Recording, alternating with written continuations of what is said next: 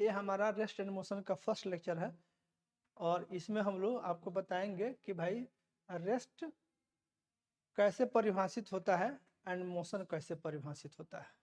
तो देखिए, जब भी किसी एक वस्तु के, एक ऑब्जेक्ट के रेस्ट या मोशन का बात उठेगा, ठीक है, तो किसी दूसरे वस्तु के रेस्पेक्ट में इसकी चर्चा होगी।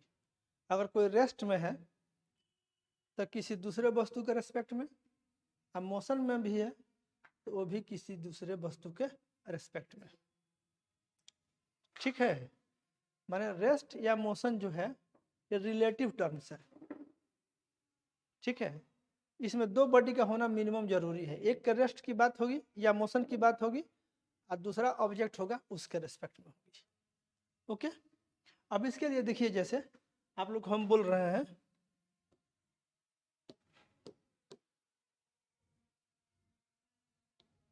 हिंदी में, इसको बोलते हैं विराम, हिंदी में क्या बोलिएगा, विराम एवं गति। थोड़ा हिंदी भी लिख देते हैं, इतना ही से हिंदी मीडियम के विद्यार्थी थोड़ा सा कंफर्टेबल फील करते हैं, ठीक है। और देखिए, इसमें हम लोग क्या बोलते हैं, आप लोगों को याद होगा कि किसी एक वस्तु का पोजीशन दूसरे वस्तु के रेस्पेक्ट में बदलना चाहिए। तो इसमें मेन चीज है पोजीशन। पहला चीज रेस्ट एंड मोशन, जब हम लोग पढ़ना शुरू करते हैं तो एक टर्म परिभाषित करेंगे, पोजीशन, ठीक है। पोजीशन, इसको क्या बोलेंगे, स्थिति हिंदी में। और पोजीशन को बताएंगे कैसे, हम लोग किसी ऑब्जेक्ट के पोजीशन को कैसे बताएंगे, पोजीशन वेक्टर के मदद से या फिर कोऑर्डिनेट के मदद से। किसी ऑब्जेक्ट का पोजीशन आप कैसे बताइएगा, पोजीशन वेक्टर के मदद से या कोऑर्डिनेट्स के मदद से। मतलब पोजीशन बताने के लिए आपको जरूरी है किस चीज का, पोजीशन वेक्टर का या कोऑर्डिनेट्स का। पोजीशन वेक्टर या कोऑर्डिनेट्स का, ठीक है। पोजीशन वेक्टर आप जानते हैं, ठीक है कि नहीं, और कोऑर्डिनेट्स भी आप जानते हैं। जैसे ऐसे बुझिए, ये आप लोग क्या करते हो, आप लोग को याद होगा, मान लो हम ऐसे X Y and Z axis बना रहे हैं, ठीक है। और एक्स वाई जेड का ये ओरिजिन है मेरा, आप जानते हो ये ओरिजिन है। यहाँ पर कोई बिंदु पी है, स्पेस में कोई बिंदु पी है, एक आप frame of reference X Y Z आप सेटअप किए हैं, ये किसी ऑब्जेक्ट पर सेटअप किए होइएगा। यहाँ पर मान लीजिए कोई ऐसा ऑब्जेक्ट है, इस ऑब्जेक्ट पे आप एक्स वाई जेड सेटअप कर दिए हैं, उसी पर अपना ओरिजिन भी ले लिए हैं। और यहाँ पर कोई ऑब्जेक्ट है पी, ठीक है। अब इस अगर एक्स वाई जेड आपको दिया गया है, ओरिजिन आपका सेट है, और एक बिंदु पी दिया गया है, तो इस बिंदु पी का कोऑर्डिनेट होगा x Y Z,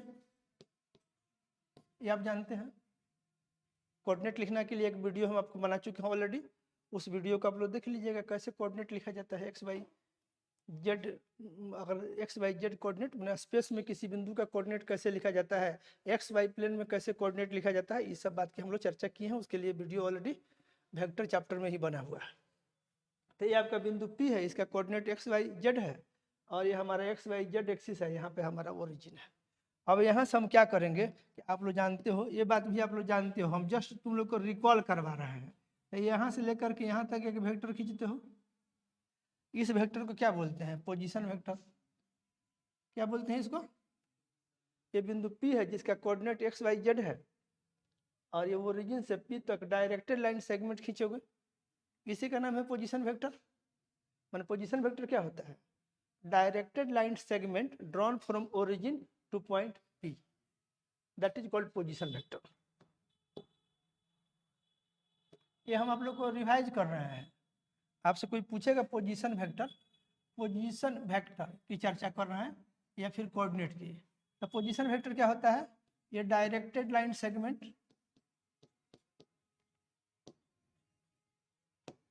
directed of point P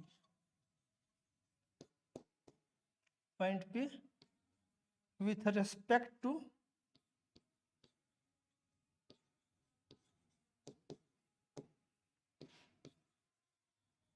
frame XYZ।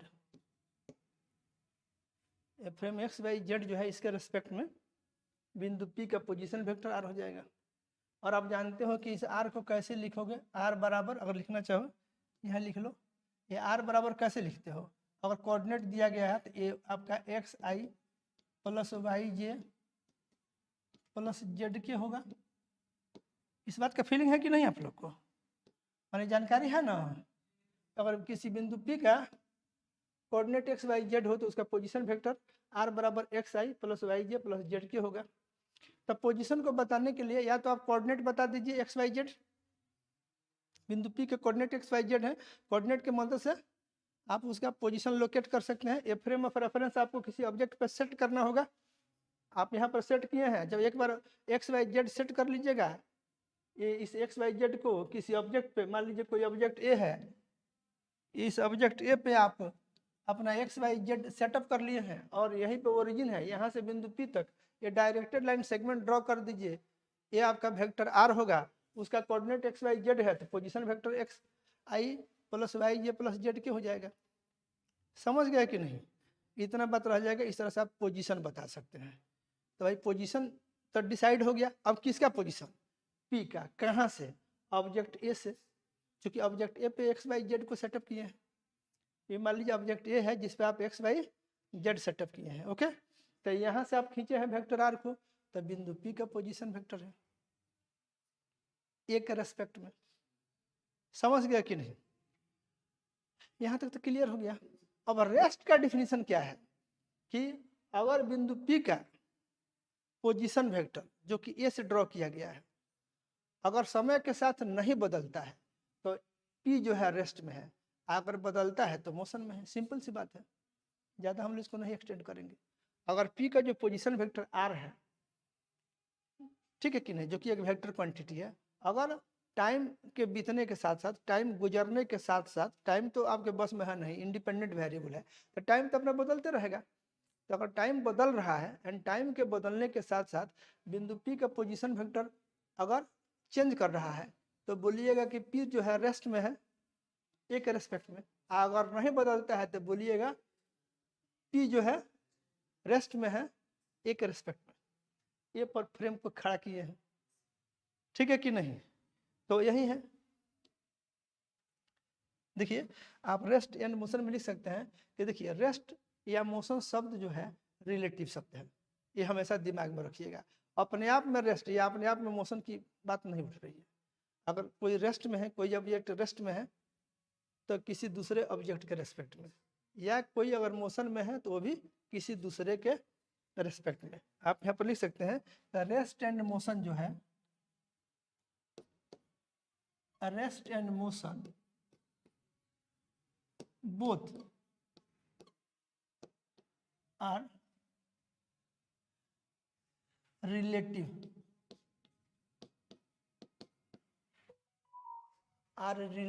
terms। ये रिलेटिव टर्म्स। इसका मतलब क्या हुआ, इसका मतलब हुआ कि that is a state of rest or a state of motion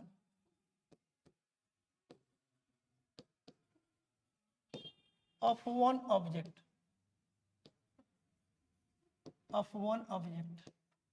can only be described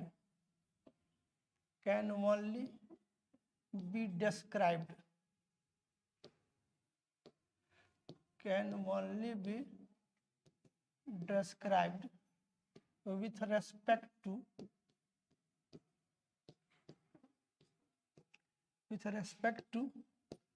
some other object। लिखना चाह रहे हैं तो लिख लीजिए, इंग्लिश की आदत डालिए, लिख लीजिए। अगर लिखना बाद में आपसे नहीं लिखा पाएगा, आपके पास इतना समय नहीं है। इतना समय नहीं है कि एक बार सुनिएगा, एक बार जा करके घर पे फिर सुनिएगा, फिर उसको बैठ करके लिखिएगा, इतना टाइम नहीं। इसलिए अपना पूरा नोटबुक खोलिए और साथ साथ लिखते चलिए। बस जो वीडियो देख रहे हैं वो भी नोट, वीडियो देखने का जो सिंपल तरीका है, आप रील नहीं देख रहे हैं कि बैठ करके आराम से सोए सोए देख रहे हैं। पढ़ने का ये तरीका नहीं है, पढ़ने का ये तरीका नहीं है कि सोए हैं मोबाइल में देखे जा रहे हैं, उस तरह से नहीं। आप बजाते टेबल कुर्सी पे बैठ करके अपना नोट्स बुक खोल करके आप देखते जाइए, जो कंटेंट मिले उसको लिखते जाइए, ताकि एक बार में आपको हो जाए, फिर दोबारा देखने की जरूरत नहीं है। डाउनलोड करने, अच्छा एक नया ट्रेंड देख रहे हैं, कुछ लोग कहते हैं हम डाउनलोड कर लेते हैं और उसके बाद में देखते हैं, तो ऐसे लोग कभी नहीं देखते। आप हमेशा प्रयास करिए कि एक बार में आपका काम फाइनल हो, एक बार में देखिए, एक बार में इत्मीनान से सुनिए फुर्सत में, और एक बार में ही उसको पूरा का पूरा लिख लीजिए और अपना एक नोट बना लीजिए। समझ गया कि नहीं? बस एक बार में। तो बोल रहे हैं क्या, और इंग्लिश हिंदी के फेरे में मत रहिए। इंग्लिश मिल रहा था इंग्लिश, हिंदी मिल रहा था हिंदी, हम लोग इंग्लिश मीडियम में काम कर रहे हैं। समझ गया कि नहीं? English, Hindi plus English. तो हम लोग क्या लिख रहे हैं, one object can only be described with respect to some other object. State of rest हो या स्टेट ऑफ मोशन हो, of one object can only be described with respect to some other object. किसी दूसरे object के respect में ही आप इसको define कर सकते हैं। ठीक है। अब आप मान लीजिए कि दो ऑब्जेक्ट हैं, एक ऑब्जेक्ट ए है और दूसरा ऑब्जेक्ट बी है। Let A and B are, ये हम आपको जो है ना रेस्ट एंड मोशन, इसका डिफिनीशन लिख रहा है। रेस्ट क्या है एंड मोशन क्या है, इसको थोड़ा सा डिस्क्राइब कर रहे हैं। उधर पोजीशन वेक्टर का चर्चा कर दिए हैं, इधर हम आपके लिए रेस्ट एंड मोशन की चर्चा कर रहे हैं। देख लीजिए, बोल रहे हैं rest and motion both are relative terms, that is a state of rest or a state of motion of one object can only be described with respect to some other object. Let A and B are two objects,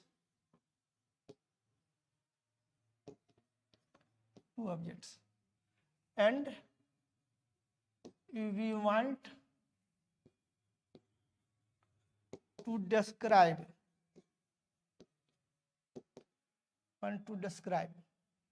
the state of rest or a state of motion of object A with respect to object B.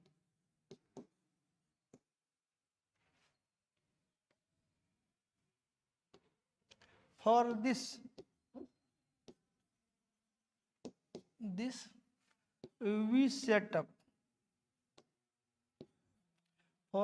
we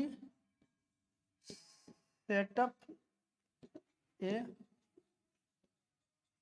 frame of reference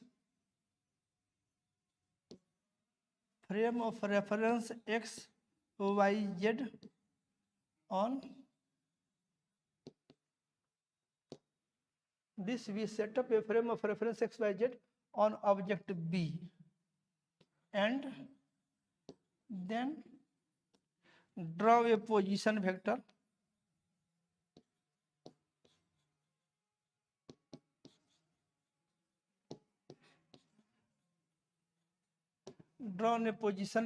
R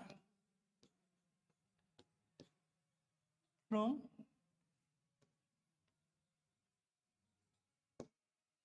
origin of this frame to object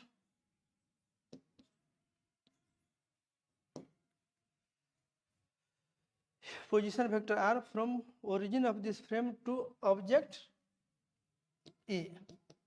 एक काम आप लोग कर सकते हो, इसमें एक शब्द जोड़ दो विद्यार्थी, let A and B are two, और इसमें जोड़ देते हैं पॉइंट ऑब्जेक्ट्स।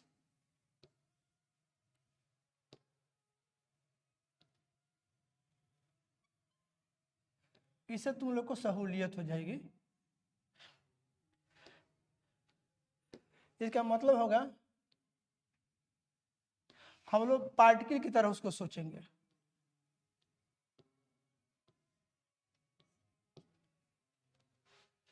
नहीं समझे क्या सोच रहे हैं?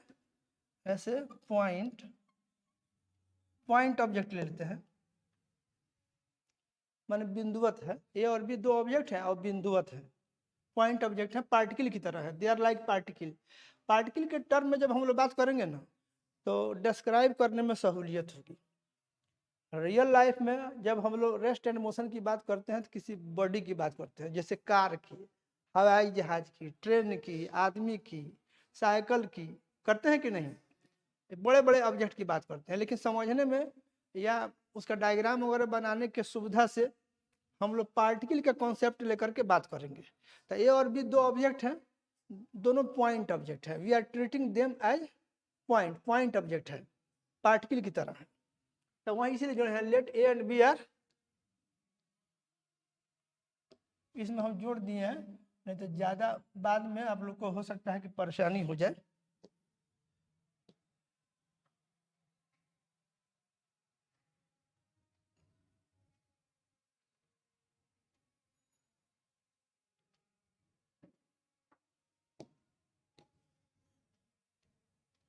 चलेगा, एक ही शब्द से पूरा काम चल जाएगा।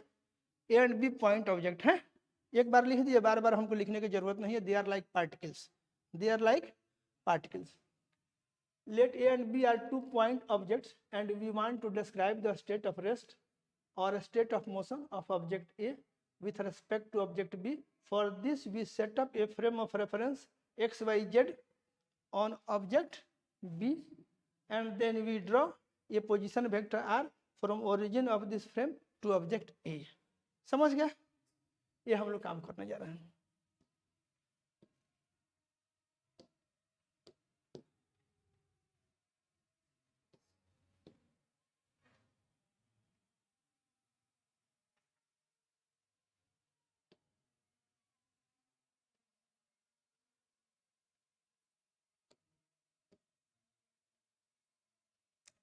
आई होप ये हट गया।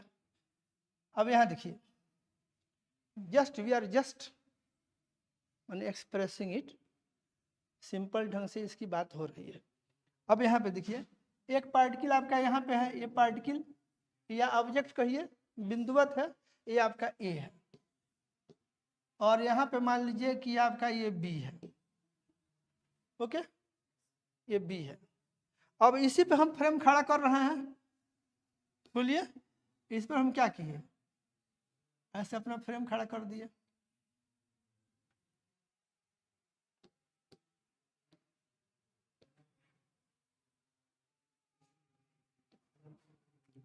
देखिए, सवाल खड़ा होता है कि अगर पार्टिकल कोई मोशन कर रहा है तो हम उसका पोजीशन कैसे परिभाषित करेंगे? पहले पोजीशन की बात करेंगे, तब ना पोजीशन के बदलने की बात करेंगे, या फिर नहीं बदलने की बात करेंगे। तो पहला चीज क्या है? पोजीशन परिभाषित करना। What is position? तो पोजीशन के लिए कैसे परिभाषित करेंगे? आइदर पोजीशन वेक्टर या फिर कोऑर्डिनेट्स। कोऑर्डिनेट्स या पोजीशन वेक्टर कैसे होगा? एक फ्रेम ऑफ रेफरेंस होगा, उसका एक ओरिजिन होगा, वहां से वेक्टर आर ड्रॉ होगा। तो अगर मान लीजिए कि हमारे पास एक पार्टिकल बी है, समझ गया कि नहीं? ये पार्टिकल बी है, इस पार्टिकल बी पे ही, यही हमारा पार्टिकल बी है बुझिए, और इसी पे हम क्या किए कि अपना ये एक्स वाई जेड खड़ा कर दिए। ठीक है, इस पर हम अपना एक्स, ये वाई एंड जेड सेटअप कर दिए ये पार्टिकल बी पे। अब यहाँ से हम क्या कर रहे हैं कि यहाँ से हमें वेक्टर आर ड्रॉ कर, ठीक है, ये वेक्टर आर हो गया। ठीक है, ये वेक्टर आर है यहाँ के ओरिजिन से, और ये तो खींच दिए हैं। तो इस आर को क्या बोलिएगा? ये इसका पोजीशन वेक्टर हुआ,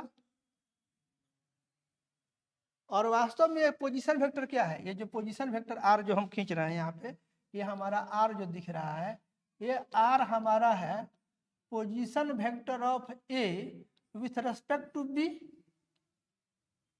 position vector of A with respect to B. क्यों? क्योंकि बी पर हमारा फ्रेम ऑफ रेफरेंस सेटअप किया गया है और बी पर ही हमारा ओरिजिन है, ये ओरिजिन हमारा बी पे है, ठीक है, और ए तक खींचा गया है। ये हमारा आर जो है ये पोजीशन वेक्टर है किसका, ए का। किसका पोजीशन वेक्टर है, ए का, ए का पोजीशन वेक्टर है, बी के रेस्पेक्ट में है। इसका एक कोऑर्डिनेट भी होगा, एक्स वाई जेड होगा। समझ गया कि नहीं? तो अगर ये बदलेगा, आर अगर समय के साथ साथ बदलने लगे, यहां से हमेशा ओरिजिन से ड्रॉ होगा। अब फिर ये मत सोचिएगा कि ये हमारा जो बी बॉडी है, ये जो बी है, ये बी रेस्ट में है कि मोशन में है, ये इस पर ध्यान देने की जरूरत नहीं है। अभी तो हम लोग रेस्ट एंड मोशन डिफाइन ही करने जा रहे हैं। बी क्या है, बी रेस्ट में है कि बी मोशन में है किसी तीसरे के रेस्पेक्ट में, वो उस पर नहीं सोचना है। बी जो भी हो, बी जस्ट एक बॉडी है, कहीं भी स्पेस में है। ये हो सकता है किसी दूसरे के रेस्पेक्ट में मोशन में हो, ये भी हो सकता है कि रेस्ट में हो। बात समझे कि नहीं? चूंकि रेस्ट एंड मोशन किसी को रेस्ट में कह देना अभी आपके बस की बात नहीं है। पहले तो आप रेस्ट परिभाषित करने जा रहे हैं, और एक का रेस्ट का स्टेट बी के रेस्पेक्ट में, या एक के मोशन का स्टेट बी के रेस्पेक्ट में। तो बी क्या है, रेस्ट में है कि मोशन में है, आप ये अभी नहीं उसको बोल सकते हैं। जस्ट बी एक ऑब्जेक्ट है, वो रेस्ट में है कि मोशन में है, हु नोस। एंड अगर रेस्ट एंड मोशन में है तो फिर किसके रेस्पेक्ट में है, एक नया सवाल खड़ा हो जाएगा। तो उधर नहीं जाना है। बी एक ऑब्जेक्ट है, चाहे जैसे है, बी पर एक्स वाई जेड है, बी से हमारा वेक्टर आर है ए तक, और यहीं से हमारा आर खींचा हुआ है। ये हमारा आर कांस्टेंट है। तो अगर आर कांस्टेंट रहता है मैग्नीट्यूड एंड डायरेक्शन दोनों में, मैग्नीट्यूड एंड डायरेक्शन दोनों में कांस्टेंट रहे, तो ये जो है रेस्ट में है बी के रेस्पेक्ट में। बात समझे कि नहीं? क्लियर? अगर कांस्टेंट ऐसा हो सकता है कि ध्यान दीजिए, एक पूरी व्यवस्था आप लोगों के लिए समझा रहे हैं, इसको समझिए थोड़ा देर के लिए। ये ऐसे है ना, आप यहाँ देखिए, ये ऐसे है, ये आपको समझाने के लिए। मान लीजिए ये आपका यहाँ सिचुएशन आप देख रहे हैं इसको, ये एक यहाँ से बी से ए तक वेक्टर आर है, ये आपका जो है ये देखिए, ये ऐसे यहाँ से यहाँ तक गया, तो ये ऐसे कहीं भी गया, यहाँ ध्यान दीजिए, ऐसे अगर कहीं भी जा रहा है, कहीं भी जा रहा है, लेकिन बी से ए तक खींचा गया वेक्टर आर जो है दैट इज नॉट चेंजिंग। इस पूरी व्यवस्था में that R is not changing. हो सकता है देखिए, आप वहां पर बैठे बैठे कह सकते हैं कि बी का पोजीशन भी बदल रहा है, ए का पोजीशन भी बदल रहा है, लेकिन जो कुछ भी हो रहा हो, ठीक है, बी भी बदल रहा है, ए भी बदल रहा है, लेकिन बी से ए तक खींचा गया जो पोजीशन वेक्टर आर है दैट इज नॉट चेंजिंग, जो कि बी के ओरिजिन से ए तक ड्रॉ किया गया, that R is not changing. तो ये जो है रेस्ट में है बी के रेस्पेक्ट में। ये बात समझिए। नहीं समझ पाया क्या है? ये ऐसे जो है, मान लीजिए ऐसे है, यहाँ चले जाए, यहाँ चले जाए, हाँ, अगर ये रोटेट कर जाएगा ऐसे, अगर ये रोटेट कर जाता है, सपोज करिए ऐसे रोटेट कर गया, तो रोटेट कर गया तो स्पेस में, ठीक है, यहाँ से लेकर के यहाँ तक का आर का मैग्नीट्यूड कांस्टेंट है, लेकिन डायरेक्शन तो बदल गया। स्पेस में वेक्टर आर का, एक वेक्टर का स्पेस में ओरिएंटेशन होता है, तो स्पेस में वेक्टर आर का डायरेक्शन बदल गया, यानी वेक्टर आर बदल गया। तब बोलिएगा कि ये जो है मोशन में है बी के रेस्पेक्ट में, बी के रेस्पेक्ट में जो उसका पोजीशन वेक्टर आर है that is changing with time, तो मोशन में है। अदरवाइज ये ऐसे था, और ऐसे अगर घूम रहा था ना, ऐसे घूम रहा था, देखिए कहीं भी जा रहा था, कहीं भी जा रहा था, बी से ए तक खींचा गया जो वेक्टर आर है that vector R is not changing. Then ये जो है रेस्ट में है बी के रेस्पेक्ट में। आपके रेस्पेक्ट में बी रुका हुआ है, तो अभी आर नहीं बदल रहा है, ये रेस्ट में है बी के रेस्पेक्ट में। और आपके रेस्पेक्ट में अगर बी का पोजीशन बदल रहा है, फिर भी बी से ए तक खींचा गया जो वेक्टर आर है, और स्पेस में न तो उसका मैग्नीट्यूड बदल रहा है, न उसका डायरेक्शन बदल रहा है, तो आपका ये जो है रेस्ट में है बी के रेस्पेक्ट में। कुछ क्लियर हुआ कि नहीं हुआ?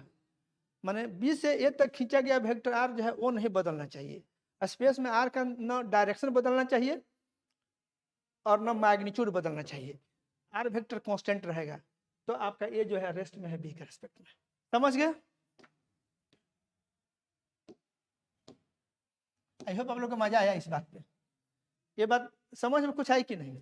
अब सपोज कीजिए इस तरह से हो रहा है, ये का जो पोजीशन यहाँ जो है, ये जो पोजीशन है, ये का पोजीशन ऐसे मान लीजिए ऐसे ऐसे बदल रहा है, ऐसे बदला मतलब, या ऐसे बदला, ये ऐसे एक का पोजीशन ऐसे बदला, कुछ बदला इस ढंग से। ये बुझिए एक जगह पे हमारा इसका टिप जो है यही है, और ये बोर्ड पर जैसे जैसे घसका है वैसे वैसे पोजीशन बदला है। तो अब देखिए, तो अब अगर आप ये से ऐसे है, अगर आप ये से ये मैंने बी के टेल से अगर आप खींच रहे हैं तो मान लीजिए यहाँ गया तो आपका आर बदल गया कि नहीं पहले से। फिर आप ऐसे गए, यहाँ से गए तो यहाँ से गए तो आपका आर बदल गया कि नहीं। यहाँ मान लीजिए ऐसे था, आप ऐसे देखिए ये यहाँ पे था, यहाँ पे ऐसे, और ये जो है ये इस रास्ता से होकर के घूमा है आपका पार्टिकल। बोलिए, ये पार्टिकल आपका इस रास्ता से हो करके, इस रास्ता से हो करके ऐसे ऐसे ऐसे ऐसे ऐसे ऐसे यहाँ तक आया है। ऐसे आया है ना? बोलिए, ऐसे आया है। ऐसे आया है तो जब आ रहा था तो आर बदल रहा था कि नहीं? तो आर बदल रहा है, तो आर बदल रहा है तो मोशन में है, आर बदल रहा है तो मोशन में है। यहाँ पे था ये, मान लीजिए इसका पोजीशन वेक्टर ये यहाँ हो गया, ये इसका पोजीशन वेक्टर यहाँ हो गया ऐसे, कभी यहाँ हुआ। बोलिए, वैसे बदलते बदलते ही यहाँ आया है। ये आपको जो दिख रहा है, ये आपको जो यहाँ तक हम जो ड्रॉ किए, ये जो ड्रॉ किए यहाँ तक, ये था ना ऐसे, एक सेकेंड, ये जो हम ड्रॉ किए थे फिर इसको रिपीट कर रहे हैं, यहाँ से शुरू करके ये यहाँ था, एंड यहाँ से ऐसे होते हुए, ऐसे होते हुए एंड ऐसे होते हुए, जब पार्टिकल इस पाथ पे अपना मोशन कर रहा है, ऐसे कर रहा है, तो ये वेक्टर आर का डायरेक्शन या आर का मैग्नीट्यूड बदला है कि नहीं बदला है? तो अगर आर बदल रहा है जो कि बी के पे स्थित ओरिजिन से खींचा गया है, तो ए का आर अगर बदल रहा है समय के साथ तो ए को मोशन में बोलेंगे बी के रेस्पेक्ट, नहीं बदल रहा है तो रेस्ट में बोलेंगे। तो अगर ए का जो पोजीशन वेक्टर है आर जो है, if R is not changing then the body A is in rest with respect to B, and if R is changing then R is in then A is in motion with respect to B। समझ गया कि नहीं? तो माने यही बात है, यहाँ कहीं लिखे थे। अब इसी में आप लोग यहाँ देखिए, ये जो लिखे हुए हैं ये बात आपको लिख दिए, यहाँ पर बोलिए if the position vector, if the position vector R changes with passage of time, with passage of time,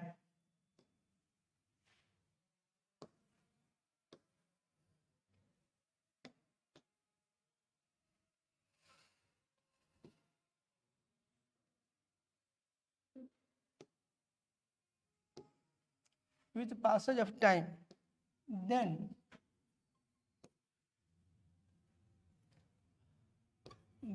object A is in motion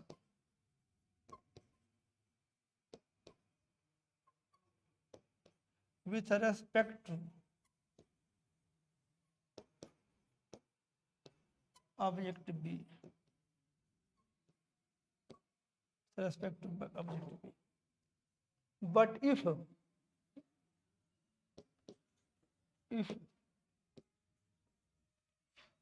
this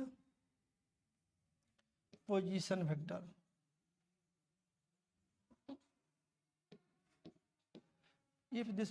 vector R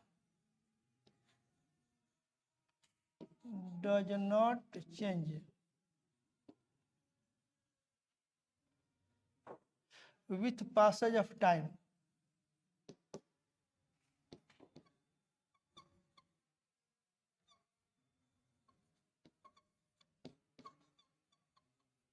passage of time, then object A is said to be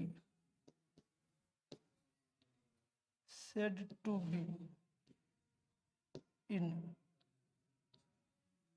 rest, then object A is said to be in rest with respect to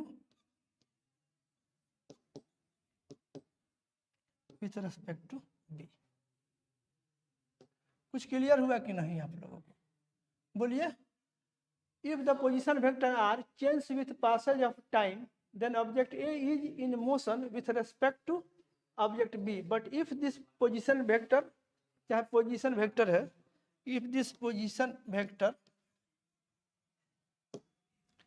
R does not change with passage of time, then object A is said to be in rest with respect to B। समझ पाए कि नहीं आप लोग? तो आप समझ गए रेस्ट एंड मोशन का रिलेशन, ठीक है कि नहीं? और एक rest of motion, state of rest या स्टेट ऑफ मोशन बी के रेस्पेक्ट में बताना है, तो बी की स्थिति क्या है किसी तीसरे ऑब्जेक्ट के रेस्पेक्ट में, वो जानना आपके लिए जरूरी नहीं है। जस्ट बी से ए तक वेक्टर आर ड्रॉ करिए। आर बदल रहा है तो ये मोशन में है, आर नहीं बदल रहा है ये रेस्ट में है बी के रेस्पेक्ट में। तो rest and motion relative term है। समझ गए कि नहीं? इतना तो क्लियर हो गया। तो रेस्ट एंड मोशन पे इतना ही बड़ा एक वीडियो रहने दे रहे हैं। रेस्ट एंड मोशन आप लोग समझ लीजिए। ये हमारा बुझिए कि ये लेक्चर नंबर 1 हुआ इस साइड का। एक सेकेंड, ये हमारा एक सेकेंड के लिए, ये क्या है हमारा, ये इस इधर का, ये हमारा ये लेक्चर 1 है, लेक्चर 1, ठीक है। एक के दुबे फिजिक्स सेंटर की तरफ से, एक के दुबे फिजिक्स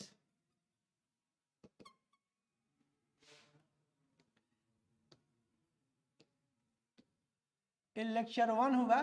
कौन टॉपिक पे? रेस्ट एंड मोशन का।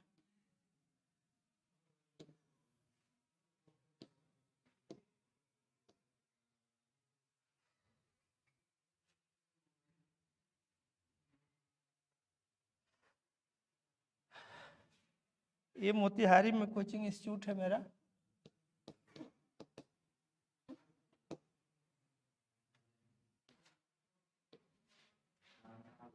ठीक है, ये याद रखिएगा, ठीक है। अगर मोबाइल नंबर जानने की जरूरत आपको हो तो ये मोबाइल नंबर है।